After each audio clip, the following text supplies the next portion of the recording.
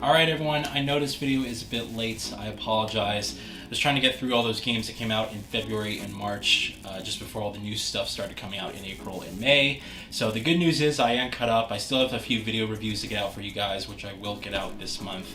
But in any case, I wanted to do this video still because E3 has been such a significant part of my childhood growing up. It has been something that I've extensively covered on this channel for more than 10 years now, and I kind of wanted to do this video to talk about what my history was with E3 when I first started watching the event, what it was kind of like, and also, eventually covering it for you guys on the channel. Why, although it is a bit bittersweet, E3's cancellation was sort of inevitable, and sad to say that the day is finally here, but I still want to talk about sort of why it was such a significant and important event for me growing up, and just sort of detail as well what my coverage plans are for the June gaming events coming out, because although the E3 convention is canceled, there's still going to be the Summer Games Fest, there's still going to be the press conferences and stuff like that from some of these companies, so that is still going forward, and I will be covering that on the channel, but I wanted to sort of detail how I'm going to do that for this year going forward. Alright, so as I said before, E3 has played a big part of my childhood growing up, and was one of the core reasons of how I really fell in love with games to begin with. I probably started watching the convention as early as 2003, 2004. I just remember that it was basically always during the summer of school. I would have off of school during summer break, and I would wake up early to basically turn on G4 TV, and I would start watching the press conferences, and it would just be an entire day of press conferences, interviews, gameplay, showcases, and reveals. It was just this really exciting time, and brand new stuff that you just haven't seen before, surprises that just came out of nowhere. And it was just a really exciting thing to just watch unfold, and it was just a solid week of everyone just being excited and celebrating really the greatness of games and new stuff coming out and all that stuff. And I just remember I was very heavily into watching E3 around the time that the PlayStation 3 and the Xbox 360 as well as the Nintendo Wii were during development and that coming out, and so watching those press conferences and seeing how these companies were sort of upping the anticipation and doing the hardware reveals and showcasing the games and the trailers for all this stuff, it was just a really exciting time. And I just remember that it was always something that I looked forward to. It probably contributed greatly to the reason why I fell in love with games, is I was just seeing this medium just progressing towards the future. And when high definition started really becoming the mainstream thing, we started getting more realistic graphics with the 7th generation. Seeing how games looked back then and what they could do with the hardware, it was such a significant leap over what we currently had at home that man, it was just a really cool time period, and I look back fondly on those memories as just a really great simple time. You could just be excited about stuff, and there was games for everyone. It wasn't like it is today where everyone's trying to cater to a certain demographic or a certain trend going on. People were just creating these outlandish and very creative ideas that just seemed to really have their own unique identity, and people were trying different things. And so it was just, again, this really cool era where creativity was at its all-time high. You had brand new hardware coming out, and you could just be really excited. And again, you really didn't know what to expect, because unlike today where everything kind of is leaked online, which I think played a huge part into why E3 is pretty much dead at this point, you really didn't have a lot of those avenues. I mean, the internet was around, right? But there wasn't such a huge community of people and industry insiders like there is today, people leaking all this information and stuff like that. I remember getting most of my news watching shows like X-Play, Attack of the Show. I would also subscribe to some print magazines like PlayStation Magazine and Edge, and I would get these sort of monthly issues as well as just watching those shows on a weekly basis, and that was basically, the source of all my gaming news back then. I mean, YouTube was a thing, but we're talking like before the days when Google even bought YouTube. Google had their Google videos, and then, there was the YouTube site, and there was just a very few number of people who were really kind of covering games extensively, at least at that point. It wasn't like it is today where it's just overly saturated. And so, you really had to kind of join kind of forum posts. I remember places like Game Trailers and Game Facts. You could join their websites, and they would have like forums and different threads that you can actually engage in conversations with people who would talk about games and would help sort of people out in different walkthroughs and stuff like that. So it was just really, really cool and very exciting. And unfortunately, I think a lot of that is lost on today's generation and time, because these days you basically know about everything before it even gets announced. I mean, just thinking recently, we know PlayStation is currently in development with this sort of PS Vita successor, but it's more geared towards remote play with the PS5. It's not a full-on, handheld portable device. We know the code name, we know a bit about the hardware, we know a bit about even its release launch window and what it may be called. So all about this device, a bunch of information about this device already that isn't even announced by Sony, that it's not even hinted at all by Sony, and we already know a lot of the core details surrounding it. I mean, just think about how many games get their story details leaked. I have to actually actively go on Twitter to mute certain keywords in order to not put myself in a situation where I would basically get spoiled with a bunch of story details. And as someone who really cares about narrative in games, I have to make that active effort, because there's so many people who are leaking information, and all the publishing companies don't even try to save you either. They're more worried about clicks, they're more worried about engagement, and so they'll sit there and they'll just post up everything. They'll make sure they'll promote the news, they'll put it out there for everyone to see, and it just becomes this huge trade of just constant information, and everyone is sort of leaking all this stuff. You have these industry insiders and kind of spies working at these companies who are secretly sending information out to the public and all that stuff. Everything about everything before it even gets announced. And it's a bit sad, because there's no more anticipation anymore. There's no more excitement. I would bet that even before the Summer Games Fest and all the conferences that are going to be coming out in June, I guarantee you someone's going to leak basically an announcement list for all these companies just a couple weeks before the event.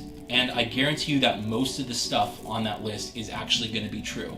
And so you're going to be in a situation where you're going to be watching these press conferences, and it's like, oh yeah, I heard they were going to announce that, or oh yeah, that was leaked last week, and there's nothing to really be excited about anymore. E3 is really all the celebration and the excitement, the anticipation, all that is just not a thing. And it's hard to be excited anymore when you basically know that it's never, everything's kind of spoiled. I think the second nail in the coffin was when the ESA tried to appeal to the mass global, casual market, and they basically opened up the floodgates to E3 so that anyone, even kids, I think you had to at least be 13 years old, anyone could go and buy tickets to the event. Now, I've been to E3 twice. The first time I went, I was sent by my, then partner company, Machinima, back when they were alive. And they basically gave me tickets to go to the event and to cover it for you guys on YouTube. That was the last year, that first time I went was the last year that E3 was closed to the public. You had to be a part of the press, some type of influencer or something in some way. You had to be a part of the industry in some way in order to actually get into that event. You could not buy tickets and get in that way. And so this was the last year that they did that, and it was my first year going, and it was wonderful, that first time experience. It was not overly crowded. I got to play everything I wanted to play with the exception of Resident Evil 7, which was brand new at the time it was announced. And they had this huge thing set up. They actually put it like a haunted house within the show floor for Resident Evil 7. And people would just immediately, when the doors opened, they would immediately rush in there and reserve a slot with the game developers and a chance to play the game. And every single time I tried to go, they were just completely booked out throughout the entire day. So that was the only game that I didn't have a chance to play out of everything I wanted to look at during the first time I went to E3, and I covered that for you guys on this channel. You can still watch those videos to this day, and it was just beautifully organized, and I got to, you know, play again all those demos for upcoming games. It was just a really well organized event at the end of the day. And then the next year, they announced that they were going to open it to the public, that hey, you can just go and buy tickets. Doesn't even matter, you know, if you're part of the industry or not. And I think that you had to at least be 13 years old. So this allowed children to basically purchase tickets and go to the event. And the ESA, just to make this clear, made no accommodations for the massive increase of the people going to this event. I think there was an extra 20 or 30,000 people that actually attended E3 as a result of the doors being opened, and you know, them allowing you to buy tickets. And they made a ton of money by doing that, yes. But it really suffered with the event because no additional accommodations were made. And I just remember that what happened is a lot of people, and especially, you know, young kids, would play their games. They would go and play something that they were really excited for, and then they would get back in line just to play it again. And I remember that the Wolfenstein 2, at the time, because that was brand new announced, it was the Wolfenstein 2 gameplay demo. That was one of my most anticipated games, and I never got to play it because people were waiting in that line. I remember because they had someone there. They were like, yeah, the wait time currently is 8 hours. 8 hours. There was someone literally standing in that line for 8 hours, the entire day, keep in mind, to play one gameplay demo for Wolfenstein. And I just remember that I did exactly what I did the first year. I wrote down on a list of everything I wanted to see, and I even looked at the whole show floor map. I looked at all the locations for where these demos would actually take place, and I plotted out exactly what I was going to do on a certain day.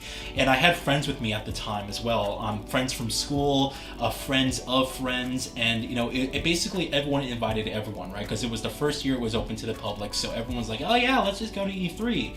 So it was this massive thing, and there must have been probably about 12 to 15 people that I personally knew, you know, just on a friendship level, that were going to this event, and they invited, you know, their different family members. My God, it was just a huge clusterfuck of just people, and constantly, you know, again, no accommodations were made to the organization, or, you know, people trying to make sure that everyone got a chance to do what they needed to do. You know, for the press, there was nothing made there so that people who were part of the press had an easier time to actually get into these demos. It was a completely disorganized event, and I think one of the worst actual public events that I've been to, just in my life. It was pretty terrible. And I remember I left at E3 and I felt very deflated and exhausted because I only got to see about 2/3 of everything I wanted to see, which made me feel like I was very unsuccessful in being able to cover that event.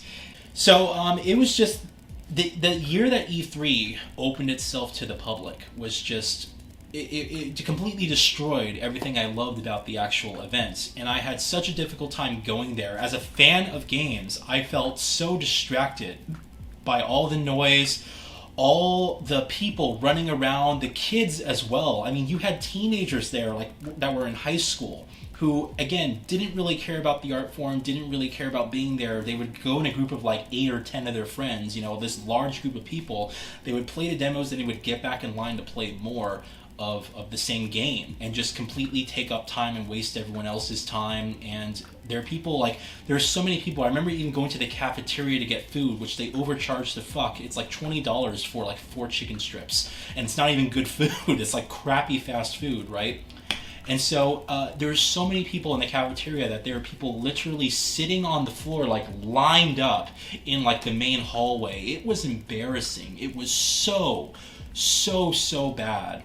And it completely ruined the vibe of E3, and I knew I just didn't want to even be a part of the event anymore at that point. If that's what E3 was going to turn into, I knew in my heart that it just completely was the opposite of everything I loved about the event, of everything I wanted to celebrate and be a part of. And I just told myself, yeah, I'm not going to go to E3 if they're just going to, sit there and not accommodate to anyone whatsoever about the, new influx of people.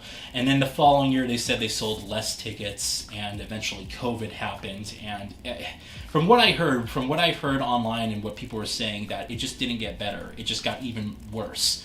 So all of this, I feel, really contributed, at least to me, E3's death. I think the biggest thing was the lack of anticipation, the lack of being excited. We knew about everything before it was even getting announced. You also had all these companies, Nintendo and Sony, pulling out of the press conference business. They were doing their, only direct live stream events and stuff like that. So even the conferences, you couldn't even go to the conferences anymore for these companies, and it was just all held at different times.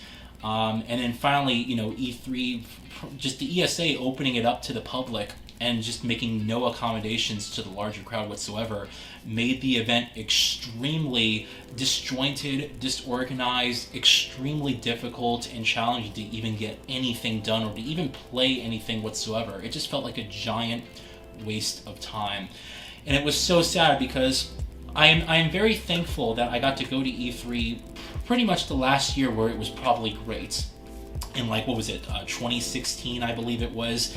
It was like the last year when it was really, really, really great because it was closed to the public. No one could get in unless you were actually, invited or belonged to some type of publication or whatsoever.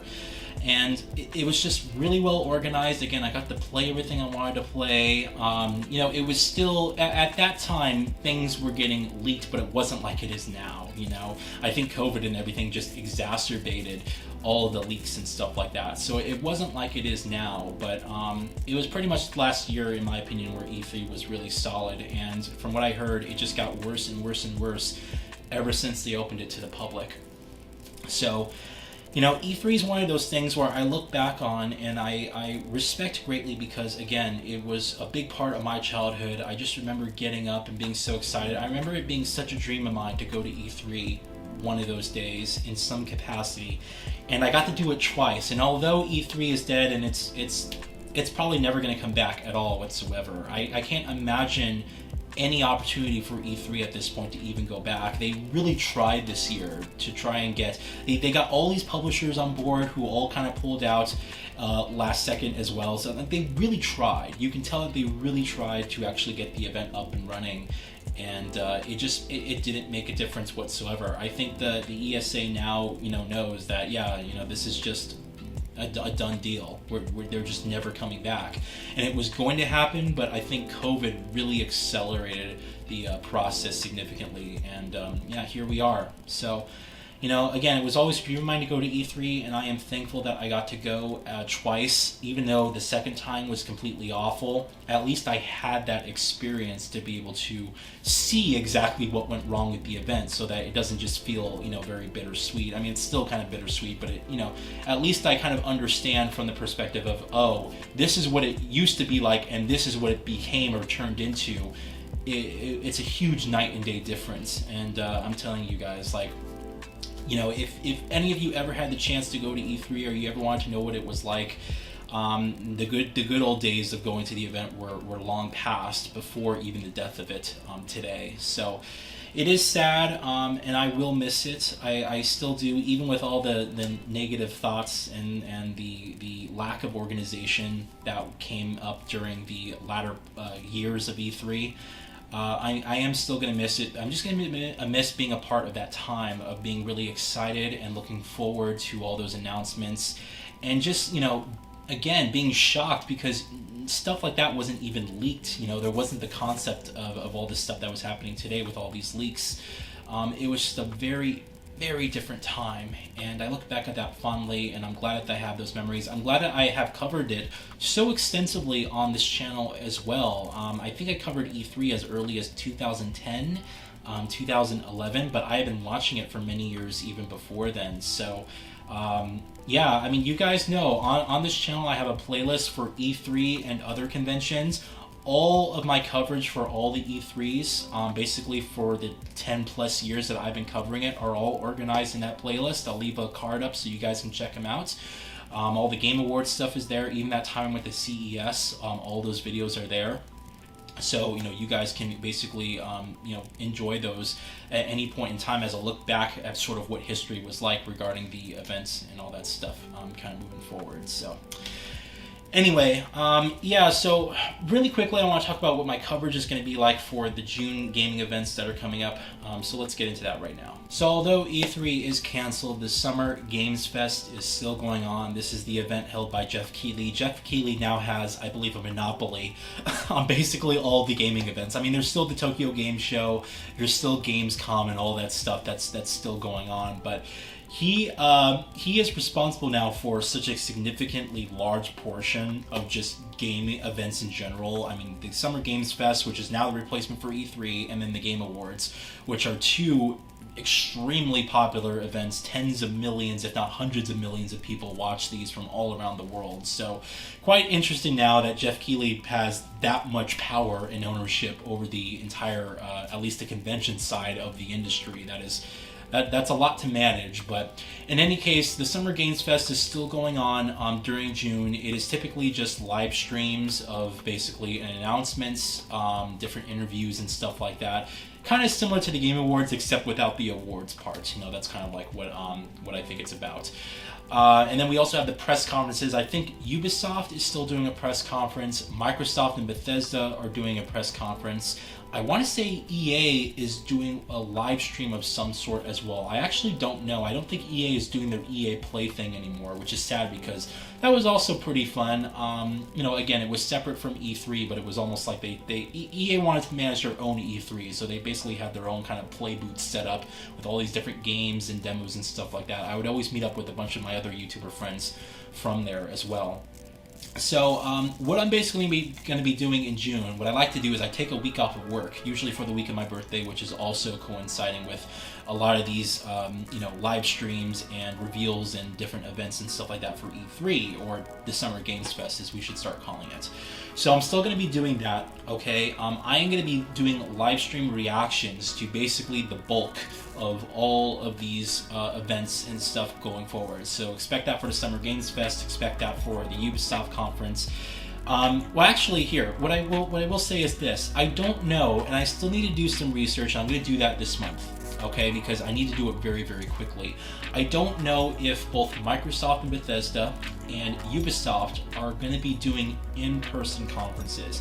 If they are, I would love to attend because I have loved attending the press conferences for many years now. They were always very fun to go to, and they're usually, of course, as I mentioned before, invite only. So I would love to actually see if I can get in contact with some of these companies and see if I can actually go to any of these press conferences. But in the event that that just doesn't happen, expect live stream reactions of these as they happen. So similar to how I did with the Xbox and the State of Plays and all that kind of stuff earlier, I'm going to be doing live stream reactions to basically me watching the Summer Games Fest and the Ubisoft and Xbox and Bethesda conferences if I can't go to those in person, okay? So you guys can be on the lookout for that in June. I'll also be posting up, as we get closer to that date, basically a list of everything that I plan on watching and reacting to and how exactly I'm going to be covering those. So I'll do that in my community post as we get closer to those dates, okay? So we'll just go on from there and see how you guys prefer that. In any case, I hope you guys enjoyed this video. Thank you all very, very much. I know for E3, it means different things to different people, and some of you have different relationship with it. I would love to hear from you guys. When exactly did you start watching E3? What to you was your favorite E3 year, and time, and what is your most fond memory of the entire convention as well? And also let me know if you guys actually went to E3 as well. I'd like to know from you guys who actually has been to E3 before, even if it was towards the last couple years when it was open to the public. What was your experience like? So thank you all very much for watching this video. I appreciate it. I know it's a bit long, but I still want to talk about it and kind of get my thoughts out there, and I'm glad I did. I will look back fondly on this convention for many, many years, regardless of all the sort of negative stuff that happened towards the end of its life cycle, but still a very, very important event for a very, very long time, and I'm happy that I got to cover it in the way that I did on this channel. Thank you guys very much. Have an awesome day, and I'll see you guys very soon for more content.